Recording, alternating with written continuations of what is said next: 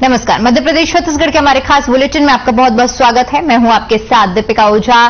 Bulletin की शुरुआत करेंगे बड़ी खबर के साथ। आपको बता दें कि गोधन न्याय योजना के हितग्राहियों को भुगतान होगा 7 करोड़ 4 लाख रुपए का भुगतान करेंगे मुख्यमंत्री भूपेश बघेल। हितग्राहियों को हो चुका है अब तक 412.21 करोड़ रुपए तक का भुगतान।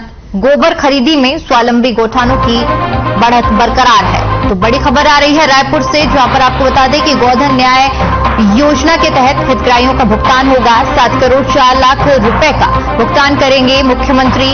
अब तक 412 करोड़ का भुगतान हो चुका है। तो मुख्यमंत्री गोधन न्याय योजना के हितग्राहियों को भुगतान करेंगे। आपको बता दें कि 7 करोड़ 4 लाख रुपए का भुगतान सीएम आज करेंगे और अब तक 412.21 करोड़ रुपए का भुगतान किया जा चुका है।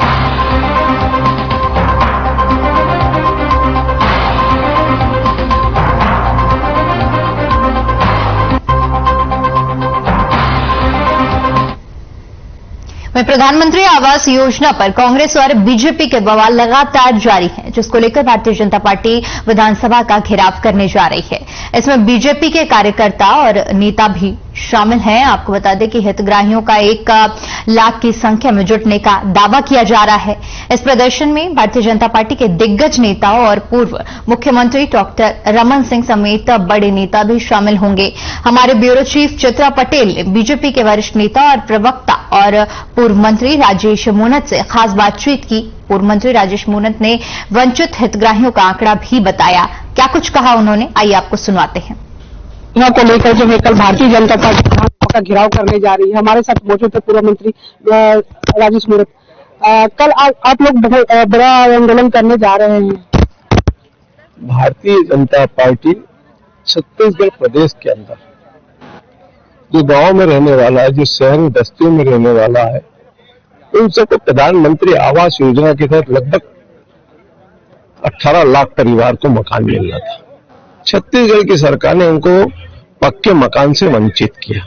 वंचित ही नहीं किया, छत्तीसगढ़ की सरकार ने एक जन घोषणा पत्र भी स्वयं का जारी किया था। उसमें कहा था कि हम छत्तीसगढ़ में सरकार बनाएंगे तो गरीब परिवार को 2 कमरे का पक्का मकान बना करके देंगे। प्रधानमंत्री आवास से वंचित तो कर ही दिए आपने उनको, ना उनका पैसा दे रहे हैं, उनके अकाउंट में आ रहा है, उनको जमीन दे रहे हैं, और ना शहरी क्षेत्र में आपने जो घोषणा की थी उसके अंदर भी अमल हो रहा है। हम गांव-गांव में सर्वे करके, गांव-गांव में जनता से मिल करके, चौपाल लगा करके, उसके बाद में विधायक निवास का घेराव करके, विधायकों के बाद में अब विधानसभा के अंदर जनता की आवाज को बुलंद करने, हमें प्रदर्शन के माध्यम से सोई हुई सरकार को जगाने कि गरीब का हक, गरीब को पक्का मकान मिले, मोर मकान मोर अधिकार, ये छत्तीसगढ़ सरकार के जगाने का उद्देश्य लेकर के भारतीय जनता पार्टी कल हितग्राहियों के साथ में एक बड़ा भव्य प्रदर्शन यहाँ करने जा रही है, घेराव करने जा रही है, ताकि वो सोई हुई सरकार जगे और उनके क्षेत्र में जो पक्का मकान उनका बनना चाहिए उसको स्वीकृत कर करके आम जनता को राहत दे, उसके लिए हम काम कर रहे हैं। दिल्ली गए थे प्रधानमंत्री से मुलाकात की, प्रधानमंत्री आवास जो वंचित है, जो गरीब परिवार उनको देखिए, जनगणना अलग अलग होती है। ये देश के अंदर संवैधानिक व्यवस्था है, उस व्यवस्था के तहत सेंसस के आधार पर जनगणना होती है। छत्तीसगढ़ सरकार कौन सी जनगणना करवाना चाहती है? 2011 की, 2016 की, जो उस हितग्राहियों के नाम है, उन हितग्राहियों के लिए आपने क्या प्रावधान किया? आप तो बजट में कोई प्रावधान ही नहीं कर रहे हो। जो पहला पैसा आया उसका भी पूरी यूसी आपने केंद्र सरकार को भेजी नहीं। आपने अंदर क्या बात की और प्रेस में क्या बात कर रहे हैं, उसी में कहीं न कहीं जाकर के कंट्रोवर्सी पैदा हो रही है। एक बात में कह रहे हैं, हाँ, छत्तीसगढ़ सरकार की ओर से इतना प्रावधान किया और सबको मकान मिलेगा। क्या आपने अपने घोषणा पत्र को झूठला दे रहे? आपने कहा 2 कमरे का पक्का बनाओ मकान दूंगा, तो कहाँ है? वही तो पूछे ही है। विधानसभा में उनका मंत्री अगर इस्तीफा दे रहा है कि 8 लाख परिवार वंचित हो गए, तो मंत्री का इस्तीफा या उसका लिखा हुआ लेटर वो गलत है? वो सरकार का अंग है, आज भी है। अगर वह भी झूठ है तो फिर किस पर विश्वास करेंगे? 16 लाख परिवार को जिनका सर्वे हुआ उनका हक है, उनको मिलना चाहिए। जनता पार्टी के बड़े भारतीय जनता पार्टी के रघुवर दास जी जो राष्ट्रीय उपाध्यक्ष डॉक्टर रमन सिंह जी है, ओम जी माथुर जो हमारे यहाँ के प्रभारी, नितिन नवीन जी है, प्रदेश अध्यक्ष अरुण साहू जी, नेता प्रतिपक्ष नारायण चंदेल जी है, केंद्रीय मंत्री रेणुका सिंह जी, और सब लोग इसमें सम्मिलित होंगे और सब लोग उन हितग्राहियों के साथ में प्रदर्शन में आगे बढ़ेंगे। ये उद्देश्य। कल आंदोलन इसको लेकर आज जो है प्रदेश में इसको बुलाकर बैठक ले रही थी, क्या सरकार घबराई नहीं, जनता में जन आक्रोश है और कल जिस प्रकार का एक विराट प्रदर्शन देखने को मिलेगा, हम जनता की समस्या, जनता की बात को सरकार को अवगत करा रहे, सरकार को जगा रहे, वह अपना काम करें, हम अपना काम करेंगे। भारतीय जनता पार्टी के वरिष्ठ नेता, प्रवक्ता और पूर्व मंत्री राजेश उन्होंने बताया कि प्रदेश से लाखों से अधिक लोग जुड़े हुए इस कार्यक्रम में और कल बड़ा प्रदर्शन करने जा रहे हैं, विधानसभा का घेराव करने जा रही है। मांग है इनकी कि जो छत्तीसगढ़ के हितग्राही प्रधानमंत्री आवास योजना को लेकर जो वंचित हो गए हैं उनको आवास मिले। यहाँ पर लाखों से अधिक जो है कार्यकर्ता शामिल हुए, इस यहाँ पर आज पहुंचेंगे और यहाँ से फिर विधानसभा की ओर प्रदर्शन करने के लिए कुछ करेंगे। इस बीच बीजापुर से बड़ी खबर सामने आ रही है। आपको बता दें कि माओवादियों ने रेत के वाहनों में आगजनी की है। 2 टिप्पर और 2 ट्रैक्टर को आग के हवाले किया है। बता दें कि वाहन चालक और मजदूरों के सुरक्षित होने की खबर सामने आ रही है। बताते चले कि नेमेड थाना क्षेत्र में इस वारदात को अंजाम दिया गया है, जहां पर कोडेपाल से होकर बहने वाले नाले के पास ये घटना हुई है। अब तक आपको बताते चले कि इस घटना की आधिकारिक पुष्टि नहीं हुई है, लेकिन 2 टिप्पर और 2 ट्रैक्टरों को आग के हवाले कर दिया गया है। गनीमत की बात यह रही कि इस पूरे वारदात में किसी के भी हताहत होने की खबर सामने नहीं आई है। तो बीजापुर से बड़ी खबर सामने आ रही है, जहां पर माओवादियों ने रेत के वाहनों को आग के हवाले कर दिया, जिसमें 2 टिप्पर और 2 ट्रैक्टर शामिल हैं। तस्वीरें हम आपको दिखा रहे हैं, जहां पर माओवादियों ने इन टिप्पर और ट्रैक्टर पे आगजनी की। गनीमत की बात यह रही कि इस पूरी घटना में किसी के भी हताहत होने की खबर नहीं है। हालांकि ट्रैक्टर और टिप्पर जलकर खाक हो गए हैं।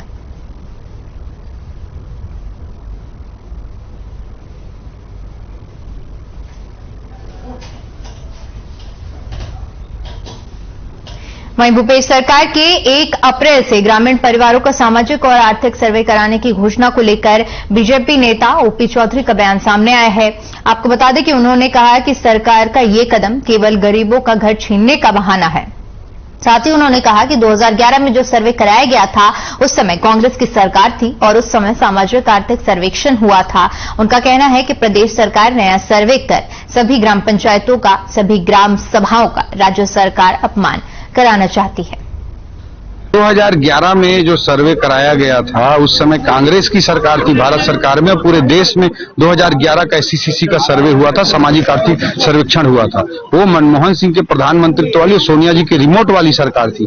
क्या मनमोहन सिंह और सोनिया गांधी के सरकार के सर्वे को भी भूपेश बघेल जी नहीं मानते? 2016 में जो आवास प्लस की सूची बनी, उसे ग्राम सभाओं से अनुमोदन कराया गया है। क्या ये नया सर्वे करके सभी ग्राम पंचायतों का, ग्राम सभाओं का भूपेश बघेल जी अपमान करना चाहते हैं?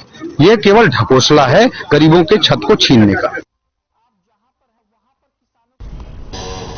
वहीं परिवहन मंत्री की माताजी का निधन हो गया है। आपको बता दें कि सीएम भूपेश बघेल ने ट्वीट कर इसकी जानकारी दी है। उन्होंने लिखा कि ईश्वर उनकी आत्मा को शांति दे। बड़ी जानकारी सामने आ रही है, जहां पर परिवहन मंत्री की मां का निधन हो गया है, जिसकी जानकारी सीएम भूपेश बघेल ने दी। उन्होंने ट्वीट कर लिखा कि ईश्वर उनकी आत्मा को शांति दे।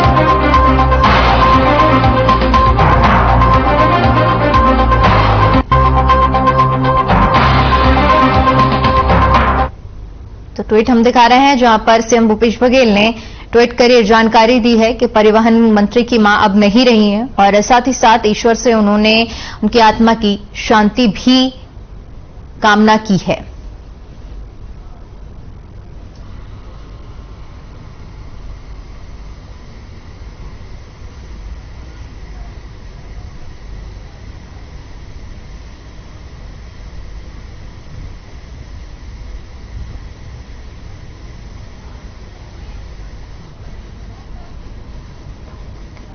तो तो परिवहन मंत्री की मां का निधन हो गया है और जिसकी जानकारी सीएम भूपेश बघेल ने ट्वीट कर दी। उन्होंने लिखा कि ईश्वर माता जी की आत्मा को शांति दे। साथ ही साथ उन्होंने जो परिजन हैं उनके प्रति संवेदनाएं भी व्यक्त की हैं।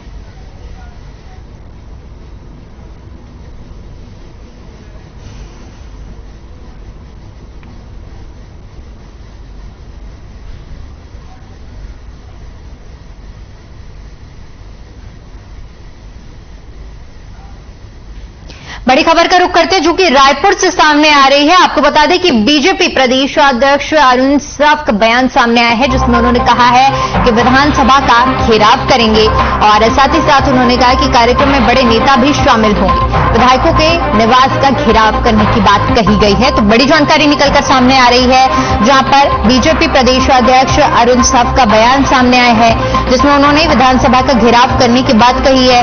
साथ ही साथ कार्यक्रम में बड़े नेताओं के शामिल होने की भी जानकारी दी गई है।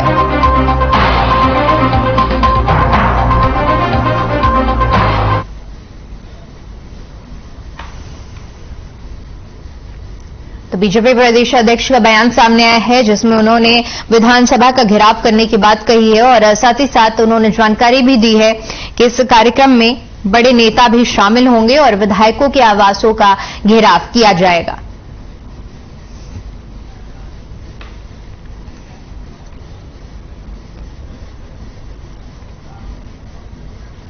वहीं बीजापुर में राष्ट्रीय तंबाकू नियंत्रण कार्यक्रम के तहत कलेक्टर राजेंद्र कुमार कटारा की अध्यक्षता में जिला स्तरीय समन्वय समिति की बैठक का आयोजन किया गया। बैठक में मुख्य कार्यपालन अधिकारी जिला पंचायत रवि कुमार साहू और मुख्य चिकित्सा अधिकारी डॉक्टर अजय रामटेके की उपस्थिति रही। बैठक के दौरान जिला कार्यक्रम प्रबंधक संदीप ताम्रकर ने तंबाकू नियंत्रण कार्यक्रम के अंतर्गत जिले में की जा रही गतिविधियों के संबंध में अवगत कराया। तंबाकू नियंत्रण कार्यक्रम के जिला नोडल अधिकारी डॉक्टर मनोज लंबाडी ने तंबाकू नशा मुक्ति केंद्र की सेवाओं के बारे में बताया गया।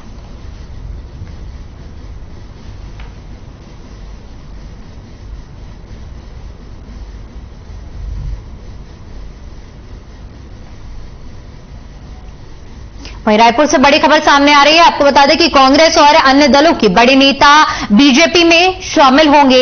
संगीता केतन, अब्राहम तिर्की और गोपेश साहू ये वो नाम है जो बीजेपी में शामिल होंगे। बीजेपी में शामिल हुए सैकड़ों कार्यकर्ता, साथ ही साथ बीजेपी में प्रदेश सह प्रभारी प्रदेश अध्यक्ष की उपस्थिति में ये सभी लोग शामिल हुए हैं। संगीता केतन शाह के साथ 56 लोगों बीजेपी में शामिल हुए। कुनकुरी से कांग्रेस प्रत्याशी रहे अब्राहम तिर्की बीजेपी में शामिल हुए। वहीं गोपेश साहू मोतीलाल नगर 151 लोगों के साथ बीजेपी में शामिल हुए हैं। तो बड़ी जानकारी सामने आ रही है जहां पर कांग्रेस और अन्य दलों के जो कार्यकर्ता थे और नेता वो बीजेपी में शामिल हुए हैं। बीजेपी शाह प्रभारी प्रदेश अध्यक्ष की उपस्थिति में ये सभी लोग शामिल हुए हैं। तस्वीरें आपको दिखा रहे हैं जहां पर कांग्रेस और अन्य दलों के सैकड़ों कार्यकर्ता और नेता बीजेपी में शामिल हुए हैं।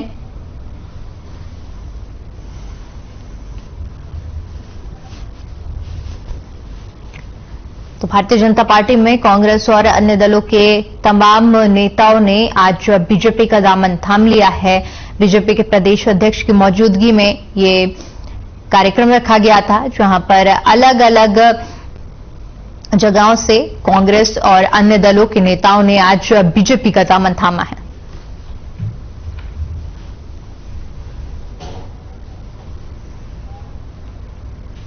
वहीं छिंदवाड़ा के गुलाब राय के गली नंबर 13 में एक निर्माणाधीन मकान के पास गाय गड्ढे में गिर गई और रात भर तड़पती रही, लेकिन इस ओर किसी का ध्यान नहीं गया। नगर निगम और प्रशासन बसंत पंचमी के कार्यक्रम में व्यस्त रहा, जिस वजह से गाय रात भर गड्ढे में पड़ी रही। क्षेत्रवासियों की मदद से गाय को क्रेन से निकालकर बाहर निकाला गया।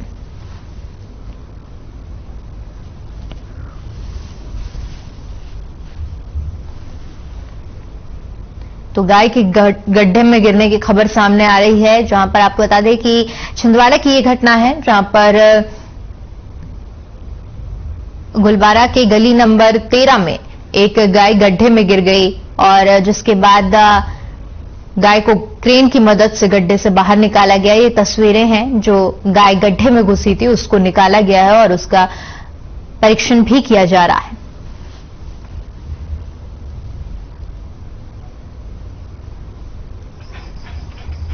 मैं शासन प्रशासन और मुख्यमंत्री शिवराज मामा जी को बोलना चाहता हूं कि भाई गौ माता अगर माता है तो माता को घर में रखा जाता है, उसका मान और सम्मान किया जाता है, ऐसे रोड पे मरने के लिए नहीं छोड़ा जाता है। अगर आप उसको माँ कहते हैं तो उसका मान और सम्मान जीने तक और मरने तक उसका साथ देना चाहिए, उसकी व्यवस्था करनी चाहिए। मैं शिवराज बाबा को और सारे जिन लोग जो भी भाई है हमारे सभी समाज के भाइयों को ये मैं कहना चाहता हूं कि भाई माँ है, अपन उसको माँ मानते तो उसका सिर्फ उपयोग करके उसको छोड़ नहीं दिया जाता है, उसको अंत तक उसका जो भी प्रोसेसर है, जो भी प्रोसेस है उसको वहां तक ले जाके उसका इलाज करा दिया जाए।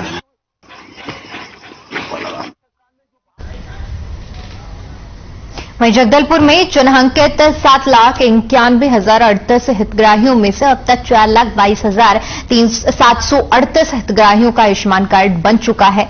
लोगों को गंभीर बीमारियों के इलाज के लिए आयुष्मान कार्ड मिले, इसके लिए कलेक्टर चंदन कुमार के मार्गदर्शन में 7 विकासखंड के साथ जगदलपुर नगर निगम और बस्तर नगर निगम पंचायत क्षेत्र में विशेष शिविरों का आयोजन किया जा रहा है।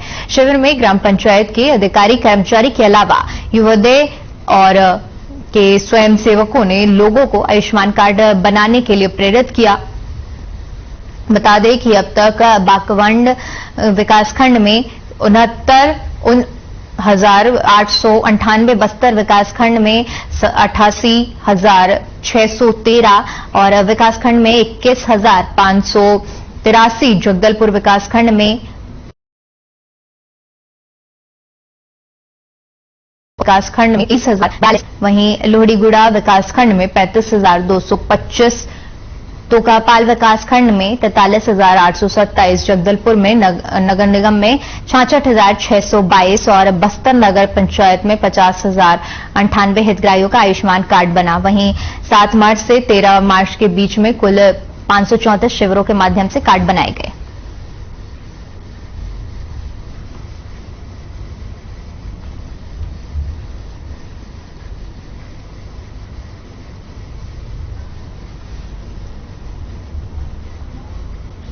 वहीं आगामी विधानसभा और लोकसभा निर्वाचन को देखते हुए सभी मतदान केंद्रों का भौतिक सत्यापन करते हुए आवश्यकता अनुसार मरम्मत कार्य के निर्देश कलेक्टर चंदन कुमार ने दिए। उन्होंने मंगलवार को जिला कार्यालय के प्रेरणा सभा कक्ष में आयोजित समय सीमा की बैठक में कहा कि सभी मतदान केंद्रों में निर्वाचन आयोग के मापदंड के अनुसार 2 दरवाजा युक्त कक्ष, बिजली, पेयजल, शौचालय आदि की समुचित व्यवस्था सुनिश्चित की जाए। मतदान केंद्रों के तौर पर नवनिर्मित या उन्नयन किए गए शाला भवनों का यथासंभव चयन करने के लिए निर्देश दिए। मतदान केंद्र भवन की परिवर्तन की स्थिति की जानकारी यथाशीघ्र उपलब्ध कराने के निर्देश भी उन्होंने बैठक में वन मंडलाधिकारी डीपी साहू और जिला पंचायत के मुख्य कार्यपालन अधिकारी प्रकाश सर्वे और अपर कलेक्टर हरीश मंडावी समेत जिला स्तरीय अधिकारी उपस्थित थे। कलेक्टर ने मुख्यमंत्री स्कूल जतन योजना के तहत जिले के मरम्मत योग्य शाला भवनों की जानकारी तैयार कर प्रस्ताव शीघ्र शासन को प्रेषित करने के निर्देश दिए। कलेक्टर ने जगदलपुर शहर में डेंगू के प्रकरण पाए जाने पर इसके नियंत्रण के लिए अभियान चलाकर दवाई का छिड़काव, रोगों के प्रति जागरूकता कार्यक्रम संचालित करने के निर्देश दिए। बैठक में समय सीमा के प्रकरणों की जांच और चर्चा करते हुए निराकरण हेतु आवश्यक कार्रवाई करने के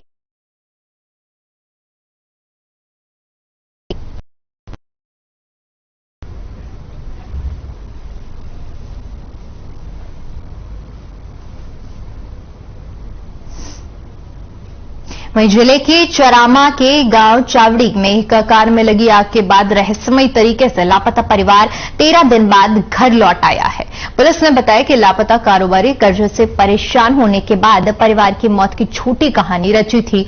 13 दिन की लंबी जद्दोजहद के बाद आखिरकार चरामा की बर्निंग कार के रहस्य का खुलासा हो गया है। लापता चल रहे समीरण ने बीमा राशि नहीं मिलने पर पुलिस को फोन कर आत्मसमर्पण किया।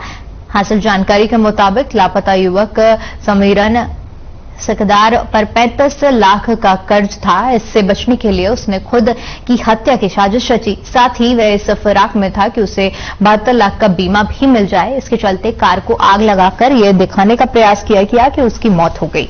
इस तरह से उसे बीमा की राशि भी मिल जाएगी। इस मंशा को साधने के लिए वह 13 दिनों तक पुलिस के साथ आंख मिचौली का खेल खेलता रहा। पुलिस से पूछताछ में समेरन ने अपना गुनाह कबूल लिया है।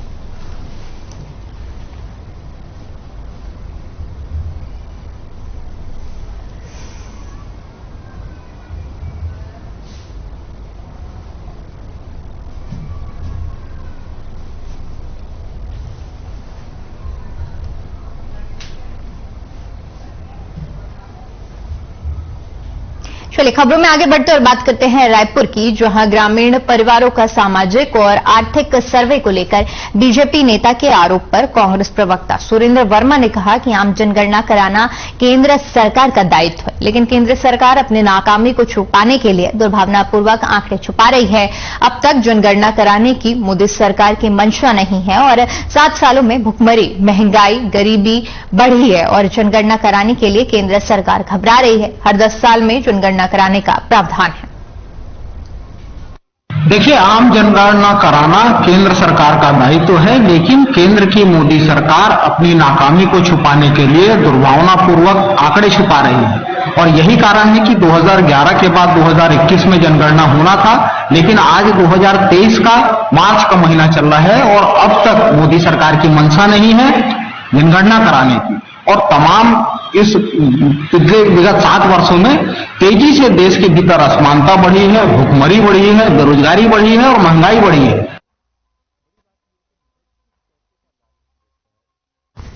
वहीं बुरहानपुर जिले में धरोहर को देखने देश भर से आए महापौर आश्चर्यचकित रह गए जब उन्होंने कुंडी भंडारा जैसे विश्व भर में एक ऐसी धरोहर जिससे आज भी शुद्ध पानी पीने को मिल रहा है, वो आज भी जीवित है।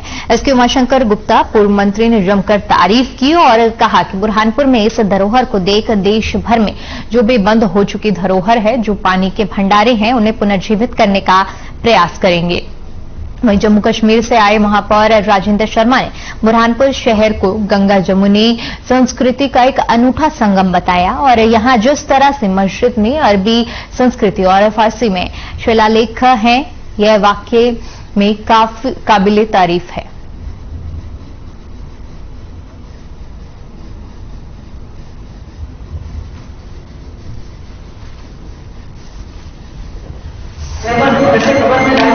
अनेक स्थानों पे हम गए हैं, अभी कुंडी भंडारा, अभी हकीमी दरगाह। पुरानी धरोहर को संभाल कर रखना ये प्रेरणादायी है।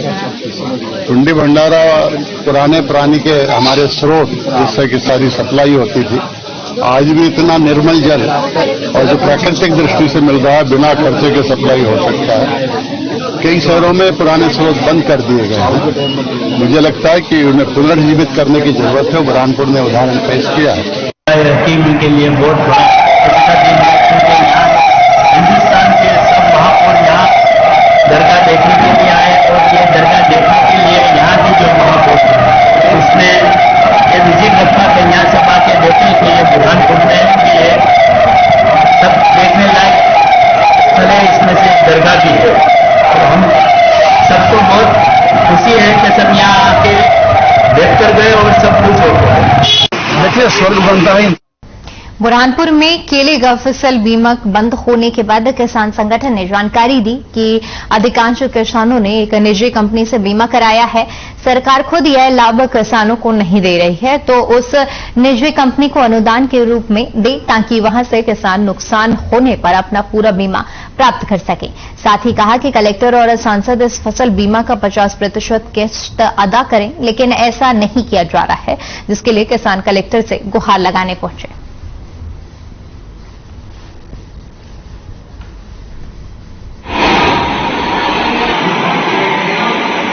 प्रगतिशील किसान संगठन ने केला उत्पादक किसानों के लिए 2019-20 से जो बीमा बंद है केले का, उसके संबंध में बार बार निवेदन करने के बाद में भी किसानों को पैसा प्राप्त नहीं हुआ और केले का बीमा भी होना बंद हो गया। मौसम आधारित केले का बीमा होना चाहिए था, नहीं हो रहा था। संगठन ने अपने प्रयासों से HDFC कंपनी को लाया और उसके तहत अनेक किसानों को जो है बीमा कराया, इस शर्त पर कि आदरणीय कलेक्टर महोदय और सांसद महोदय उनको बीमा का प्रीमियम का 50% दिलाएंगे।